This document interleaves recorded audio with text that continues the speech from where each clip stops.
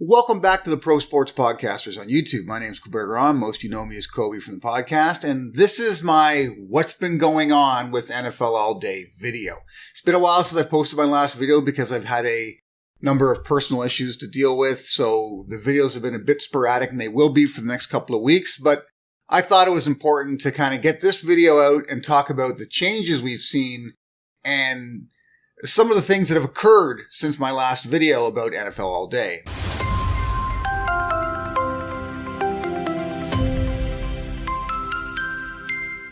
And the first of which is the sort of major boost and then major decline of the marketplace and why that's occurred. And I've talked to a number of different people on different social media platforms about this, but let's just get it right out there and talk about it. So first of all, we saw quite the boost in the market. And this was caused by a few things. First of which, the initial release of the Playbook challenge system got everybody hyped. You had that happen, plus OTM Rumble happen, and the marketplace just went crazy, and people were after the moments they thought they may require to satisfy these two different sort of challenge systems, right? The utility available from certain moments because of them. So everybody went after the fantasy football studs because of OTM Rumble. And then the challenge playbook would have a number of collectors looking at a number of the primetime games. So the Thursday night games, the Monday night games, the Sunday night games, because they knew that those were specific targets that the NFL All Day Challenge playbook would go after. So all of these moments shot up in value. So that significantly inflated the marketplace. And with an inflated marketplace, any dip looks greater. Okay? Because that peak that the marketplace hit wasn't a true peak. These are temporary peaks, right? These are peaks that are caused as a result of a specific game or specific players in advantageous positions because of the matchups they're going to be having. So that's what caused it. And then you've got this massive dip. And the first part of that dip is, again, the inflated peak. But the second part is the announcement of Series 2. Now, first of all, most everyone, myself included, didn't expect the first Series 2 pack until like week 4. That's when I expected it. I thought, probably 4 weeks before we get the first pack. Most people were thinking along the same lines. I've seen some people post that they thought we wouldn't even have the first pack until maybe 8 weeks in. Okay, I know. I never thought that was a possibility, but I thought at least 4 weeks. But no, 2 weeks in, let's announce the first pack. So with the Series 2 release, you have a number of things that occurred. The first of which is you have this huge number of collectors that have come over from Top Shot. And fresh in their memory is how the values of Series 1 and then Series 2 moments were affected when more moments were released in Series 2 and Series 3. And that you have more of these duplicate players available to you. And suddenly that debut moment that only had 1 or 2 on the marketplace now has 5, and it's no longer got its value. So they have that in their minds, and all they could think of was when Series 2 comes out, we're going to get hammered. We're going to lose all our value. So I'm going to sell off now. So in order to facilitate that sale, with the sort of surprise information that, hey, first pack's dropping in a few days. We're going to do weeks 1 and week 2. They were not prepped for this. So in order to kind of get ahead of it, they undercut the market significantly to sell off their moments. So now you had a floor that, due to burning through the playbook challenges, was set at about $8. But you've got a number of collectors that are looking to liquidate their accounts. So they started selling at $6. They significantly undercut the floor. And it was the same idea across the board depending on value. If there was a $40 floor, they'd be selling it at, say, $36 in order to get that sale, get their money as quickly as possible. So because of that, they've now set a false floor. So we had a false peak and now a false floor. As a result of that, you've got this massive dip. At least that's what it looks like. Now, we're going back up to the real floor. We're currently climbing back up to where it should be because I don't know what you want to call them, the scared sellers are practically gone now. So now what you've got left on the platform are people who actually believe in what NFL Day has been doing, and they should because they've been doing a very good job. And I'm one of those people. I stayed. I actually had fun while people were selling off because I'm like, hey, here's a chance to buy some stuff. Amy, my wife, she bought a number of things that she needed because suddenly they became very attractive in price. So why not? And quite a few people on our Discord. And again, if you haven't joined the Pro Sports Podcasters Discord, the PSP Insiders, I'll put a link in the description. You should get on. We talk this stuff every single day. And we try and get ahead of some of these challenges as well, which we've done a pretty good job of. So if you haven't yet, definitely check out the Discord, sign up. We'll be doing giveaways soon enough. But now we're getting back to where we should be. We're getting back to even. So there isn't this crazy inflated ceiling and there isn't this super depressed floor. We're getting back to where it should be. So people can settle down. They can relax. And so far with Series 2, at least with that first drop, it's not affecting Series 1 much. Really. It really isn't. I looked at the moments that were released in that drop. Yes, I bought a pack too. But I looked at the moments released in it, and there might be 5 or 6 moments that have an effect on the Series 1 moments of the same player. But outside of that, it's mostly new players that hadn't been minted before or differing rarities, right? Maybe there was a common, now they've made a rare available, or there was only a rare, now there's a common available, and so on and so forth. So they've done a very good job of not sort of hamstringing people from their Series 1 purchases. So that's great. So that's where we're at as far as the dip goes. Okay, so anyone who stuck through it and didn't panic, it's gonna prosper as a result of that. Next thing I want to look at is the Week 4 challenge playbook because it's changed. It's significantly changed. It's not really that close in appearance to Week 1 and Week 2. Sure, you have your stable of sort of your primary challenge group. You've got your Thursday night challenge, your Sunday night challenge, your Sunday slate challenge, your Monday night challenge, of course, your end of week challenge. Those are all still there, right?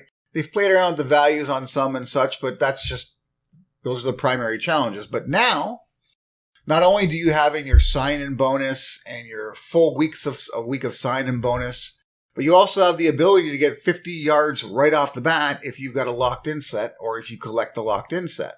That's new. That's a pretty cool addition. They've also got game prediction challenges, which is pretty cool. So they've got 2 games they selected. They selected very difficult games to pick, which I like. They've got the Bills versus the Ravens. Tough game. 2 very strong teams with 2 of the top quarterbacks in the league. So if you can pick that game correctly, you're going to get a yard bonus. And then they've also got, as an addition to the Monday night challenge game, they've also got a pick the winner game. So they've got the Rams versus the 49ers, division rivals. That's going to be an interesting one too. If this was the beginning of the season, I would have said Rams, no problem. But now that Garoppolo is in, they're kind of back to where they used to be. It could be a tough game. So again, not an easy one to pick, but if you pick it right, you can get a yard bonus. So I like that they're already changing things and already adding things to the challenge playbook. And then, speaking of challenges, we've got our first real in-season challenge separate of the playbook, which I like as well. And what really got me with that one is that it's a challenge. The basic level is all rares. It's a defensive challenge, which also suits me. Anybody who follows my channel knows I'm a big fan of the defensive side of the ball. So you basically require a defensive lineman, defensive back, linebacker, and then either a special teams or defensive team mount to complete that challenge at the basic level. And then it's even got a legendary tier level where you require the same group of players, but as legendaries. And that's awesome. Okay, that's awesome.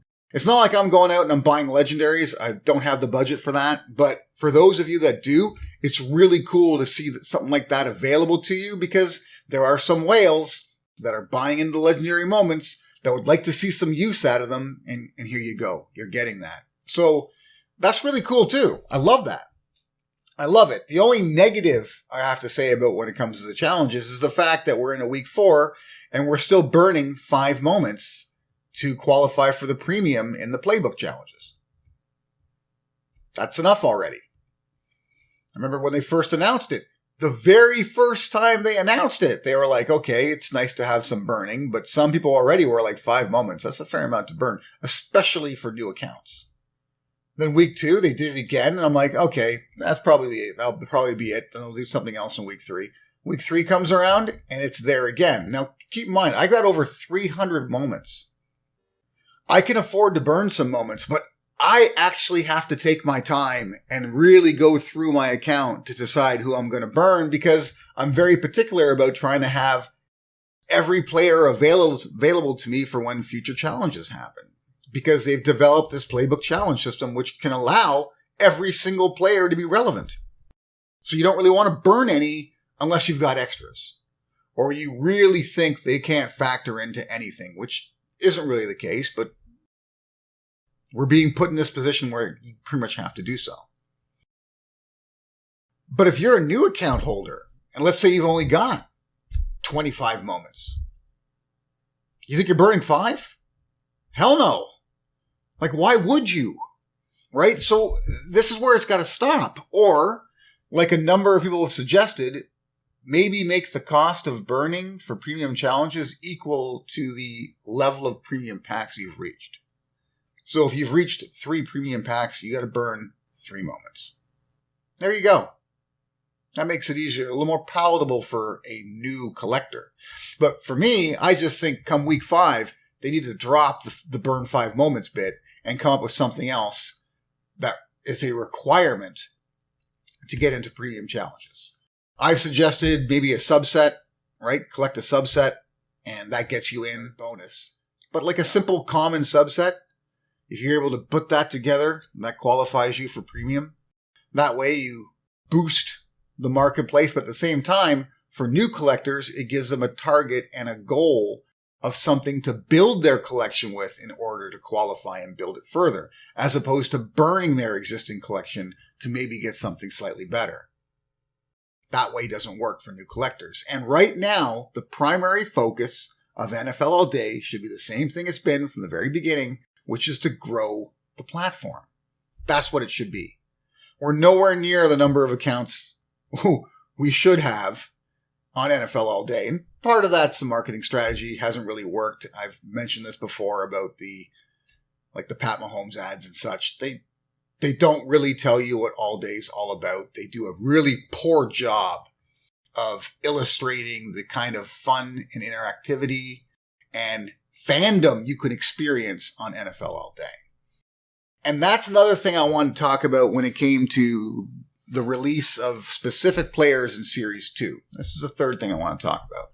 I mentioned with the first pack release, you got about 5 or 6 different players that are affected as a result of that pack. 2 of which would be, say, Najee Harris and Kyler Murray. Unfortunately for my wife, she got both. But we got another Najee Harris common and another Kyler Murray common. And anyone who has tried to profit off some of the Playbook challenges previous to that pack release knows very well by now that if there's multiples of a specific player that figures into a challenge, the value on their moment, doesn't really go up much. It really doesn't. I haven't been able to profit much off of Nick Chubb. You're not going to be able to profit much off of Devin Singletary because they've got multiple commons already. So you're not getting much opportunity there. Same thing goes with Stephon Diggs, multiple commons.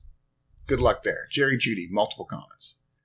So when you have single commons that are Series 1, who now have an additional common that's Series 2, unless you're specific with the Playbook challenge where you specify needs to be a Series 1 moment or needs to be a debut moment or something like that, then having these additional moments from these players is just going to limit the profitability of those particular players' moments. But there is another way of releasing duplicates and making them worthwhile. And that's you work it into the Playbook challenge system. So what I've been thinking about is, would I want another Javonte Williams right? I've got the Javonte Williams. It's a triple badge rookie from Series 1. If Javonte Williams came out again, would I be happy about that? Probably not, unless it was special in some way. And the way you could do that is you could mint a number of players, one for each team, and have them unlock at a certain level in the Playbook Challenge reward system. All right, so let's say at 90 points, instead of getting some trophy that, sits in your virtual showcase, you get a fandom moment that is connected to the team that you support, right? Because on the platform, everybody gets to select their favorite team. My favorite team is the Denver Broncos. So let's say at some point, if I hit 90 points, I unlock this new Series 2 Javonte Williams, but instead of it being a standard Series 2 moment, it's a fandom Series 2 moment. And that way, later on, you can have challenges that require fandom moments. And then having that moment is actually worthwhile, as opposed to it just being another version of Javonte Williams, only now it's a Series 2. So that's something they could do. They could actually have fandom release points within the challenge playbook. Just an idea. Maybe they'll do it, maybe they won't.